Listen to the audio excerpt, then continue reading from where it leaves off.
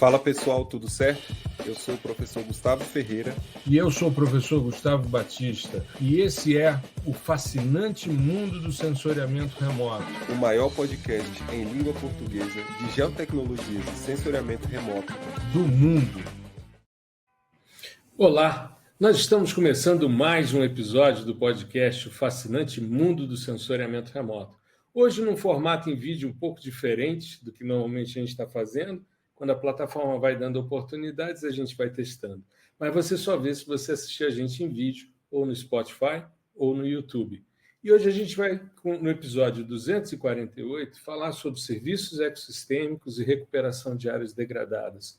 Um tema que nós temos aqui um professor sobre isso, que é o professor Rubens do Amaral, para a gente poder explorar ao máximo a sua vivência e trazer também a nossa experiência e o que a gente pode fazer em termos geotecnológicos. Só que antes disso, tudo bem, Gustavão? Como é que você está?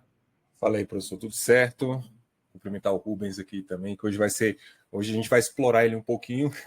Né? Hoje a gente vai assistir aula, que é o tema aí, que é bastante caro, claro, por nós também, mas é a especialidade do professor Rubens, né? Então, estou bastante ansioso, né, para entender toda essa questão de atuação, entender também quais são os níveis, né, de atuação, de degradação, entender o que é degradação nesse contexto, né? Eu acho que, claro, isso também entra no entendimento de serviços ecossistêmicos, né, que é uma coisa, são temas que desde a entrada do Rubens têm sido recorrentes, né, mas a gente nunca parou um pouquinho assim, dedicou um episódio inteiro para falar sobre isso. Então, acho que essa é uma boa oportunidade e, claro, de manter nossos ouvintes aí, nossos espectadores com esse conteúdo também, um pouquinho mais aprofundado na questão de recuperação. Maravilha. Oi, gente. Obrigado pelo tudo convite. Bem? Tudo jóia? Sim. Oi, gente, tudo bem? Não, obrigado pelo convite, não. Obrigado pelo convite, não, porque você faz parte da estrutura aqui. Então não vem com essa. Obrigado pelo convite. Não vem com esse papo, não. Não, mas é porque realmente eu acho que é um tema muito interessante, né? Muito precioso, na verdade, né? Uhum. E que conversa muito, entendeu, com as questões de sensoramento remoto, de geotecnologias, né? E a gente com certeza vai bater uma bola ótima aqui, né? Mas o ponto principal que eu acho que vamos conversar assim primeiro, que mais me instiga nesse tema de recuperação de áreas degradadas e serviços ecossistêmicos, e por que eles estão ligados, né? É justamente assim, como a gente utiliza isso, né, para planejar intervenções em soluções baseadas na natureza, ou realmente em adaptações às mudanças climáticas, ou seja, como é que a gente utiliza isso, não num ato de diagnóstico, né, como muitas vezes acaba sendo muitas vezes utilizado, mas como a gente pode realmente propor alterações na paisagem, né, ou seja, ou recuperações, né, ou resgates, vamos assim dizer, né. E assim, isso é uma coisa que é muito instigante. Por exemplo, a gente tem uma pós-graduação, né, que hoje está na PUC Minas e em arquitetura da paisagem, e uma das formas como a gente ensina, né, resolveu abordar essas questões foi justamente ensinando a recuperação de áreas degradadas junto com serviços ecossistêmicos, né, vamos dizer assim, que é um pouco uma inovação didática, vamos dizer assim. Essas matérias antes elas eram dadas separadas, mas por que a gente faz isso? Né? Porque, basicamente, eu tenho que entender realmente, a gente vai conversar aqui, o que foi degradado, entendeu? Uma paisagem de intervenção. Os alunos eles fazem projetos de intervenção nas suas cidades, né? Em várias cidades ao longo do Brasil, né? Então, eles veem o que foi degradado, para ter uma noção do que se perdeu em termos de serviços ecossistêmicos, para então localizar, entendeu, nas áreas de intervenção, né, o que se ganhou ou o que se pode recuperar em termos de serviços ecossistêmicos, né, entendendo o que é, cada um vai conversar sobre isso. Mas por que a gente faz isso? Porque, na sequência, eles entram em duas matérias, soluções baseadas na natureza 1 e 2. E desde quando a gente chamava soluções baseadas na natureza de infraestrutura verde, né, vamos conversar ainda, Exato, que é uma transição de conceitos que a gente está vivendo muito agora, né, nesse momento, quase pré-paradigmático, vamos dizer assim, né, a gente tem que deixar bem claro, entendeu, para o aluno, que soluções baseadas na natureza é sobre serviços ecossistêmicos. Né? Se eu não tenho total noção disso e como isso opera na paisagem, tá certo? Eu não vou saber realmente como fazer um bom projeto, uma boa intervenção. Certo? Eu não vou compreender. Eu posso fazer trocentos jardins de chuva. Se eu não souber o que eu estou ganhando com aquele jardim de chuva e como aquilo está ligado, entendeu, dentro da minha lógica da bacia, por exemplo, da bacia hidrográfica, né, eu não vou ter bons resultados, né, dessa forma. Então, assim, conversando um pouco sobre isso inicialmente, eu acho que a primeira coisa, né, que a gente tem que conversar com vocês é a questão dos limiares, né?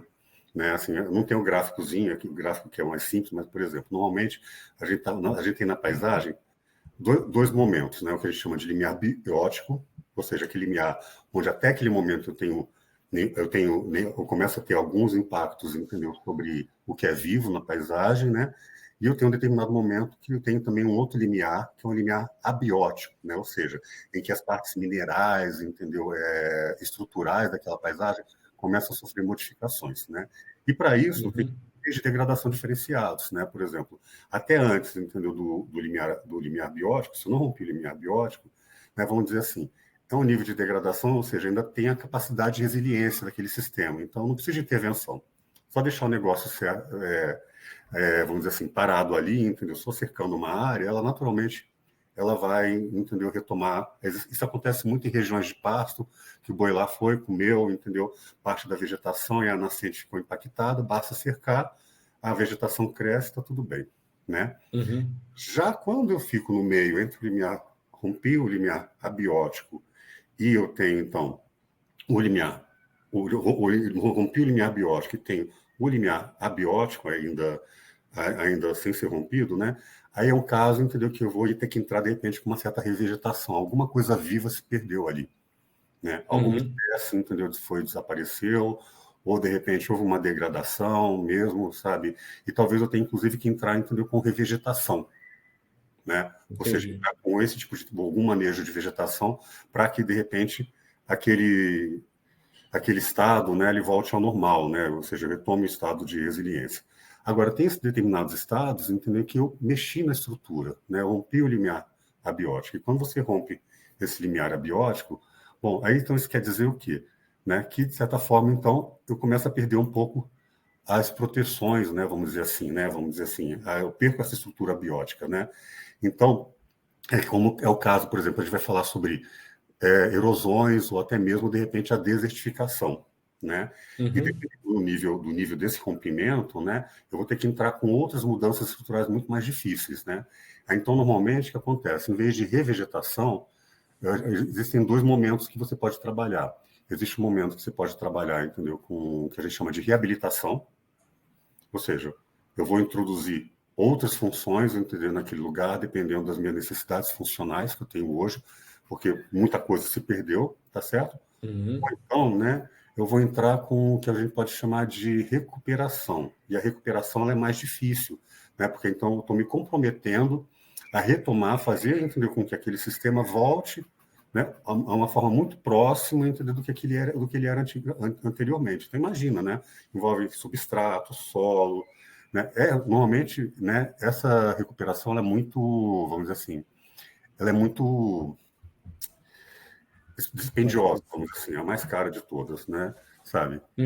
Eu particularmente sou muito fã, né? Porque normalmente isso é um autor que traz essas tecnologias, que é o Winesant, que ele escreve muito também com um cara australiano chamado Hobbes, né? E o Hobbes, ele, vamos dizer assim, eu gosto muito mais das jogadas do Hobbes, né? Ele vamos dizer assim, ele maneja, entendeu, de uma forma um pouco menos ortodoxa, né, as paisagens. Ele traz um termo muito bacana que a gente chama de transformabilidade. E a transformabilidade, legal. Exatamente, ela é quando, de repente, né, eu vou traçar um novo patamar, vou pensar, bom, tudo aqui foi perdido, né, que é basicamente as nossas cidades, né, as nossas cidades, se a gente for pensar, você passa um terrapleno, né, você tira toda a vegetação.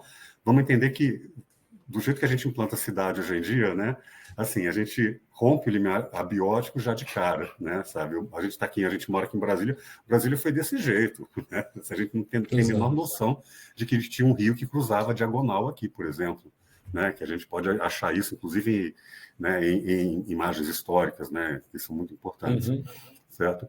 E aí, eu vou decidir, então, né, se de repente, quais são. Aí a gente vai começar a falar dessas funções como serviços ecossistêmicos, ou seja, o que eu preciso hoje aqui nesse território para me dar, de repente, né, uma drenagem bacana, para diminuir as ilhas de calor, né? Ou seja, eu vou pensar nos efeitos, nos serviços ecossistêmicos que, de repente, eu posso conseguir com o manejo da vegetação e as espécies que vão me propiciar isso. claro, mais adaptados ao clima, é melhor olhar questões de biodiversidade, mas você fica até um pouco mais solto, mais deslocado disso, porque o ponto principal é o projeto da funcionalidade que você está introduzindo para levar a novos patamares de desenvolvimento e novos patamares de resiliência também. Então, transformabilidade eu acho que é o que a gente tem que mais olhar no sentido que ela traz. Enquanto boa parte das técnicas de recuperação de áreas degradadas tem um olhar muito voltado para passados, eu não estou sendo nem um pouco ortodoxo nisso, né? Na verdade, assim, estou até me arriscando um pouco aqui, né? Um olhar para o passado. A transformabilidade, para hoje, em termos de mudanças climáticas, dessa temperatura, né? Dessa seca que a gente está passando agora, e talvez agora mude um pouquinho, né? Que foi tema nosso, de incêndios e tudo, ela me dá um olhar daqui para frente. Né? Isso que é o mais bacana de tudo, certo? E nesse olhar para frente, mesmo que eu tenha esse olhar para frente, uma forma muito legal, né, que a gente tem de trabalhar, entendeu? Essas questões que a gente pode conversar também, é que mesmo assim eu tenho que ter uma ideia, né, do que aquela paisagem foi. Sim. Isso é mesmo eu assim. Acho que... Por quê? E aí dá muito pano para manga para a gente conversar. Eu acho que é importante, deixa eu só resgatar um ponto aqui que eu acho que é fundamental. Quando a gente está falando aqui de serviços ecossistêmicos, a gente tem que fazer uma alusão, né, à avaliação ecossistêmica do milênio, que é um trabalho Perfeito. bastante importante e que organiza a estrutura em serviços ecossistêmicos de suporte, provisionais, de regulação e culturais. E com relação aos serviços ecossistêmicos de suporte, que é algo que a gente já falou aqui em alguns episódios, até porque são os mais tranquilos de serem mapeados, de serem espacializados, né? Eles são os necessários para que todos os outros serviços ecossistêmicos aconteçam. Eles vão se diferenciar dos serviços de provisão, de regulação e culturais, porque os seus impactos sobre as pessoas normalmente são indiretos ou ocorrem em um período muito longo, né? Enquanto que as mudanças nas outras categorias, nessas outras 3 categorias, elas são sentidas de forma mais direta e de curto prazo. E dentro desses serviços ecossistêmicos, e eu vi isso no seu material, eu acho extremamente importante, inclusive tem uns gráficos extremamente legais na aula que você compartilhou com a gente, a gente está falando dentro desses serviços de formação de solos, fotossíntese, produtividade primária, ciclagem de nutrientes e ciclagem de água, ou ciclo da água, né? Quando a gente está falando de serviços provisionais, só para dar uma situada nos nossos ouvintes, aí a gente está falando de alimentos, de fibras, de combustível, recursos genéticos, materiais naturais, farmacêuticos, bioquímicos, medicinais, recursos ornamentais, água pura, né, ou água fresca. Os serviços de regulação, aí sim, regulação de qualidade da água, regulação climática, regulação da água, erosão, exato, purificação de água e tratamento de resíduos, né, regulação de desorganizações, desastres, de pestes, polinização, né, e regularização também de desastres naturais. E os culturais, que são extremamente legais de serem avaliados, que é a diversidade cultural, espiritual, religiosa, sistemas de aprendizagem, valores educacionais, inspiração, valores estéticos e éticos, né? Relações sociais, senso de pertencimento ao local, né? Valores culturais de ancestralidade, né? Recreação e ecoturismo. Ou seja, é um monte de coisa legal para ser avaliada. Só que é muito difícil, por exemplo, você espacializar um sistema espiritual. Você pode, inclusive, fazer... Me lembro, alguns anos atrás, o professor Garrett Doherty, da Universidade de Cambridge, a gente conversando, e ele disse que queria entender o verde urbano para professar o sagrado nos terreiros de Umbanda e Candomblé em Salvador. Eles chegaram a fazer esse trabalho. Eu comecei em sensoriamento remoto, tinha uma dificuldade enorme, porque Salvador tem uma cobertura de nuvens imensa, e, por incrível que pareça, o mais difícil é você saber onde estão os terreiros. eles tiveram, inclusive, que pedir autorização aos orixás, segundo o que um dos participantes do grupo me disse, ou foi feita uma consulta espiritual para ver se eles poderiam fazer esse trabalho. Isso é extremamente legal, eu acho que tem um aspecto antropológico fundamental, porém é difícil de você materializar isso no espaço. É muito mais tranquilo você pensar, por exemplo, em fluxos de carbono, em dinâmicas fotossintéticas, elementos do ciclo hidrológico, interferências antrópicas nesse sistema, né? Eu me lembro, só para fechar aqui a minha participação nessa questão, mas eu me lembro que uma aluna minha uma vez virou para mim, ela veio fazer mestrado comigo, e ela porque queria mapear as ilhas de macrófitas no Lago Paranoá. Para quem não sabe, macrófitas são vegetações aquáticas grandes, né, que ficam normalmente ao sabor da corrente, no caso da Ericonia cassips, que é o aguapé, que é o que mais tem no Lago Paranoá, né? E eu falei com ela, o problema de você usar um sistema como satélites de alta resolução é que o satélite obteve a imagem hoje, a ilha está ali, deu um vento, ela se moveu. Você não vai conseguir encontrá-la. Você pode até pegar uma cena, usar uma modelagem espectral de vegetação terrestre em ambiente aquático, que como ela não é submersa, ela não sofre a interferência espectral da água, então dá para você fazer o mapeamento de macrófitas em cima dos corpos d'água. E aí eu falei com ela queria porque queria fazer isso, aí eu falei, então vamos fazer o seguinte, vamos fazer um trabalho para um congresso em que você pega uma imagem, aí você vai mapear, vai mostrar, tipo, por meio de modelagem de fluxo de carbono, a presença das macrófitas, vai diferenciar espectralmente do que é biomassa algal, mas, ao mesmo tempo, isso não dá uma dissertação. Então, fizemos depois o mapeamento do estado trófico, usando o índice de Carlson, para poder ter essa compreensão. Aí ficou muito mais tranquilo. Contemplei a demanda dela e, ao mesmo tempo, fizemos algo que era possível de ser estruturado numa dissertação, né? Gustavo, só uma coisa que você citou aí que é muito importante, né? Que é exatamente assim, porque os serviços ecossistêmicos de suporte, eles são a base na paisagem, né, para que a vegetação, os ecossistemas, eles possam gerar regulação, a provisão e até mesmo a cultura, né?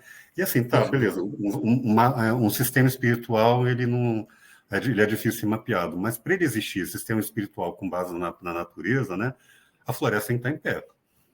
Claro, tem que estar funcionando bem, né, para efetivo, porque uma coisa que é muito interessante na avaliação ecossistêmica do milênio, puxando isso, eu fiquei muito feliz com as diversas abordagens que você deu, é porque no processo de elaboração, né, dessa metáfora que é serviços ecossistêmicos, né, vamos dizer assim, né, tiveram mais de 1.000 povos originários, é uma coisa assim absurda a quantidade de povos originários que participaram, né? Sim. Então, o que acontece? Quando você vai ler lá no rodapé dos relatórios da avaliação ecossistêmica do milênio, já está saberes decorrentes do convívio com a natureza.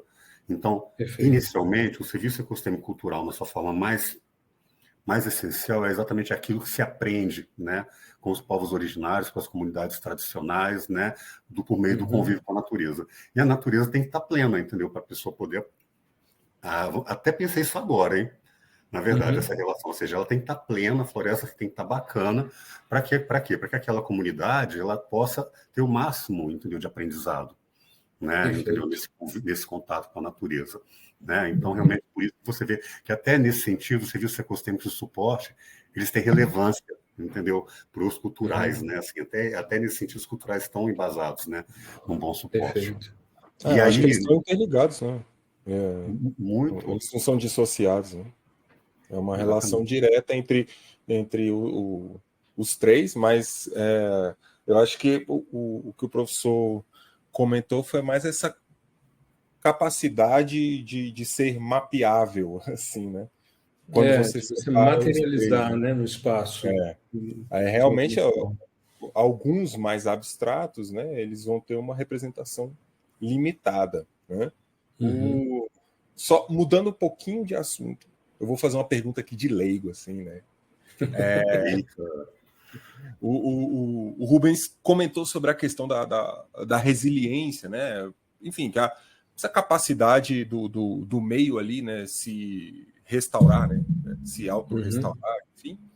E é claro que isso vai depender da unidade de paisagem que você está ali, do tipo de domínio morfoclimático, vai depender do tipo de, vamos dizer assim, de degradação que você teve, né? Então, tem muita coisa que a gente tem que levar em consideração. Mas existe algum tipo de intervenção onde a gente consiga aumentar essa resiliência? Eu digo como se resiliência fosse um parâmetro, né? Vamos mensurar a resiliência, né? E aí você, aqui nessa unidade de paisagem, eu tenho uma resiliência X a determinado tipo de degradação. Eu consigo fazer uma intervenção para aumentar essa resiliência? Vou te dar um exemplo. Maravilha. E é exatamente a isso que a gente vai chegar. Você foi no cerne da transformabilidade, por exemplo, né? A transformabilidade envolve o quê? Eu criar novos patamares de resiliência. E olha, gente, a gente está entendendo o seguinte: no ponto que a gente está chegando, né, de rompimento de tipping points, como é que é? Tipping points. Tipping points, né, que estão sendo rompidos, né? A gente tem que ser extremamente ambicioso no nosso território, no sentido que a gente não tem mais que pensar em recuperar, a gente tem que ir além, né? Na verdade. Então, basicamente, assim, é justamente que a intensificação dos processos ecológicos de suporte é um caminho, né? Então, realmente, assim, se eu tenho X árvores por hectare, né? Vamos dizer, 150 árvores por hectare, talvez a gente tenha que entrar a 250 árvores por hectare, entendeu? Produzindo mais ácidos úmicos, mais matéria orgânica no solo, né? Porque conforme a matéria orgânica entra no solo, ela não só gera, por exemplo, o que eu preciso, né? Eu chamo de esponjas de carbono, né? Ou seja, né? O que eu preciso, entendeu? Para aumentar a resiliência, eu vou falar sobre isso, inclusive, amanhã no seminário, né? De ATIS, né? Que vai ter muito bacana, assistência técnica social, né? Dando a dica, né? Divulgando aí, já vai ter acontecido quando sair episódio, tudo bem, mas assim, e essas esponjas de carbono, elas criam exatamente o quê? O que é necessário para aquele ecossistema ter maior resiliência e estiagem, mas ao mesmo tempo são as mesmas esponjas que vão fazer com que ele drene mais rápido, ou seja, quando vierem as chuvas, né? Eu tenho que pensar exatamente o quê? Como é que eu vou fazer para, vamos dizer assim, aquela água que chover, ela entrar o máximo possível no menor período de tempo, porque ela vai chover muito mais intensa e eu tenho que aumentar a minha capacidade de absorção, né, no território, né? E aí não adianta a gente, por exemplo, ficar fazendo grandes obras de drenagem. Eu estava observando assim, isso que a gente está fazendo, assim, né, essas grandes obras de drenagem que vão de um lugar para o outro, de drenagem e piscinões, aquela coisa toda, né? Eu vou fazer uma outra pergunta para vocês. Nessas obras de drenagem, que eu pego uma bacia, infiltro, jogo, vai acabar de repente dentro de um lago ou de um rio, né? O que a gente está perdendo nesse processo? É uma pergunta, não é retórica? Não é retórica. O que está se perdendo? Eu respondo, né? Eu dou 5 segundos, mas está na cara. A própria infiltração da água, a drenagem difusa no território, né? Quando eu pego vamos pensar, né? Uma canaleta de água, né? Coloca ela dentro de uma manilha de concreto e jogo ela em outro lugar, essa água podia estar correndo, infiltrando, podia estar infiltrando ao longo de todo o sistema e ajudando, entendeu? Exatamente a formação de conectores ambientais, jardins de chuva, né? Biovaleta. Você está entendendo a importância disso, né? Ou seja, a gente perde um bem essencial, né? Ou seja, é a nossa possibilidade de redistribuir, né, ilhas ou nexos de adaptação ao longo das nossas cidades. Isso é interferência humana em elementos de ciclo. Isso é fato. Isso é fato. É uma interferência humana em elementos. E aí você está aumentando, quando você usa uma solução baseada na natureza, Gustavo, você está aumentando justamente a resiliência, né, daquele território, vamos dizer assim, porque vamos entender que o ser humano está dentro da natureza, a gente tem que ser mais animista e a gente tem que romper, hoje em dia, apesar da gente falar serviços ecossistêmicos, isso é um termo até que, de certa forma, hoje em dia já tem até uma certa crítica, né, porque a natureza não está aí para nos servir, né, a gente está dentro da natureza. Né? A gente está dentro do ecossistema, né? A gente está trabalhando uma relação de ou com benefícios ou com impactos, vamos dizer assim, ou com prejuízos, né? Sabe? A gente está junto desse negócio aí com o ecossistema, né? Então não dá para separar. Né? Eu estava escrevendo hoje, né? Vou fazer uma palestra no início de novembro em Salvador sobre justamente a questão das mudanças climáticas e a saúde do planeta. Ainda dá tempo, é o tema que eu vou abordar, né? é o pessoal da área de saúde, né? É uma associação de saúde, hospitais e tal, de Salvador. Me chamaram para fazer uma palestra no primeiro bloco.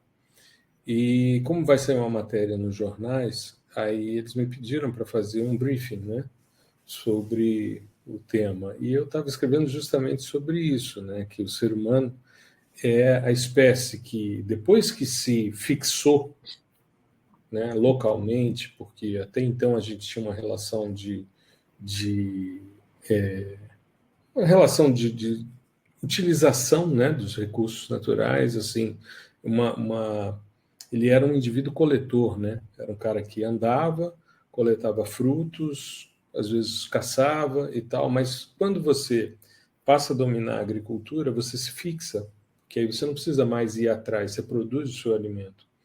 E desde que isso aconteceu, a gente começou numa escalada que tem uma tendência bastante exponencial de tentar romper os limiares. Isso foi tema do nosso último episódio, quando a gente falou, né, do portal que falava dos limiares planetários, né, do Rockstrom.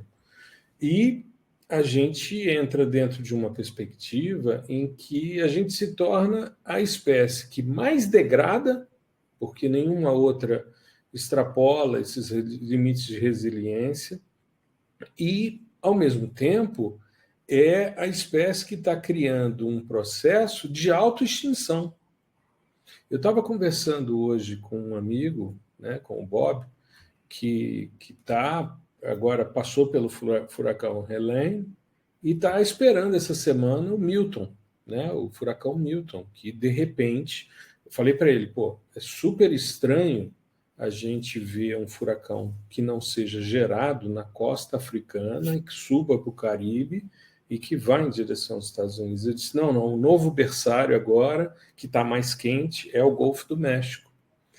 Olha. E ele usou uma frase que eu achei fantástica, eu queria, inclusive, citar aqui. Ele me mandou uma mensagem falando sobre o furacão, e aí ele disse, infelizmente, sem precedentes, abre aspas, né, sem precedentes, está se tornando o novo normal para o planeta. E é o que a gente está vendo, porque é uma seca sem precedentes, porque é uma enchente sem precedentes, um furacão, esse furacão Milton, ele saiu de categoria 3 para categoria 5 e está extrapolando os limiares dessa categoria 5. E ele deve varrer a Flórida. É a última. 5 exato, é a categoria, é a última, né, dos ventos ciclonais, categoria 5. E ele, cara, é um big ciclonal, né? E eu estava vendo, o Bob, ele recebeu agora, esse ano, para os reparos do telhado da casa dele em Cabo Canaveral, justamente dos furacões que ocorreram em 2020. Em 2020, a gente chegou a ter 5 furacões acontecendo ao mesmo tempo no Atlântico. Então, é como diz o meu amigo Bob Richards, está lá. Infelizmente, sem precedentes, está se tornando o novo normal para o planeta. E é exatamente isso, né? Sim. Complicado, né? E aí, a grande questão é que, até linkando para o episódio da próxima semana, né?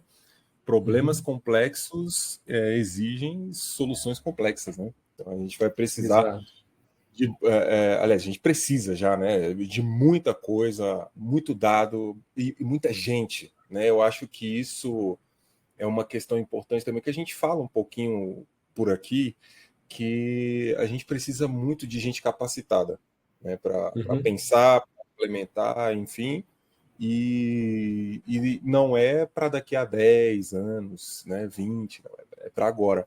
Então, assim, é claro que já tem muita coisa acontecendo, né, mas a gente ainda precisa de mais, porque é o que o Bob comentou e o que a gente vê todos os dias, né, é seca histórica. Aí hoje, né, aqui na segunda-feira já deu uma chuva, né, ali na região central do Distrito Federal, que já começou, em uma chuva já saturou o solo, então você já vê ali umas áreas um pouco mais alagadas, né? na E como a cidade. chuva aqui é localizada, é complicado, porque, por exemplo, aqui em casa não caiu uma gota. Na casa do Rubens Então, foram 37 gotas. E do lado, alagado, né? Então, não, aqui na minha casa, não, nada. Né? não, O que a aqui gente viu não. lá. Aqui foi só barulho. Foi só Pois é. barulho e vento. Mas não fez nada. 167 dias sem chuva, né? Pois é. E a gente Aí lá bateu próximo do recorde, trabalho inclusive. já caiu pra caramba. Lá, quando eu tava saindo do trabalho, hoje aquele vento, sabe, absurdo assim, e o céu totalmente escuro, né, e trovão pra caramba, parecia que eu tava saindo de um filme, porque quando eu entrei pra trabalhar, tava um calor infernal, assim, eu Você entrou no entrei, Saara e... eu entrei 8 horas da manhã, tipo, 35, 36 graus para 8 horas da manhã no Distrito Federal é bastante Sim. coisa, com a umidade baixíssima, né? Aí quando eu saio, que isso? Vivi todas as estações num dia só, né? Tá E tem uma bem... coisa interessante, assim, está saindo agora um projeto de lei que eu estou acompanhando, desde o ano passado, né?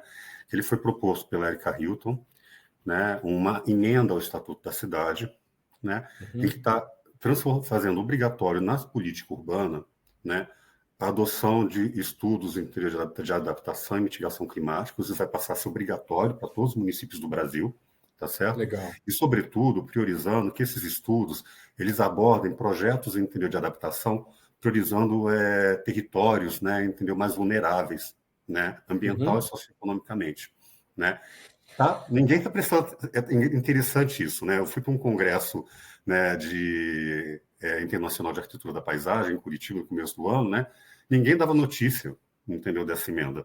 E ela é super importante, na verdade. E graças a Deus, assim, eu estou acompanhando, sofreu algumas emendas interessantes, né, da Câmara para o Senado, e agora, entendeu, já foi apreciada a emenda do Senado, e aí o que acontece? O projeto está voltando para a Câmara apreciar as emendas, aí ser promulgado. Então, o que acontece? A política urbana vai mudar. E aí a gente está falando de 5 mil municípios que vão ter que ter os seus estudos de adaptação e mitigação climática, né? Sabe? E melhor ainda, entendeu? Que preferencialmente até que isso entre nos planos diretores, né? Então, ou seja, a demanda profissional é imensa, né? Não só entendeu, da linha de profissionais de diagnóstico, mas também você tem que não só saber isso, né? Mas saber fazer o diagnóstico e falar assim, não, a gente vai fazer isso aqui, sabe? Esse é o ponto, né? Você precisa de planejadores também, sabe? Né? E políticos, entendeu, que aceitam as opiniões dos planejadores, sobretudo, né? Exato. Por isso a importância de poder escolher bem as pessoas, pensando nos temas que são relevantes. Mas isso é Ó, tema galera para do um segundo próximo turno, né? episódio. Aproveitando que esse é um caminho para um canal político, né? Ó, tá na hora de você pensar também, né? Entendeu? Maravilha. É isso, então. Ficou bom, bom demais. A gente agradece, vamos tocando a vida. Uma boa semana a todos, boas reflexões a respeito do episódio. Espero que tenha sido legal. É isso aí. Um grande abraço a todos, um abraço, Gustavo, um abraço, Rubens. Fiquem bem, se cuidem, tudo de bom. Tchau, tchau. Abraço, pessoal. Até mais. Até mais, pessoal. Um grande abraço. Até a próxima. Muito obrigado por prestigiar o nosso podcast. O fascinante mundo do sensoriamento remoto.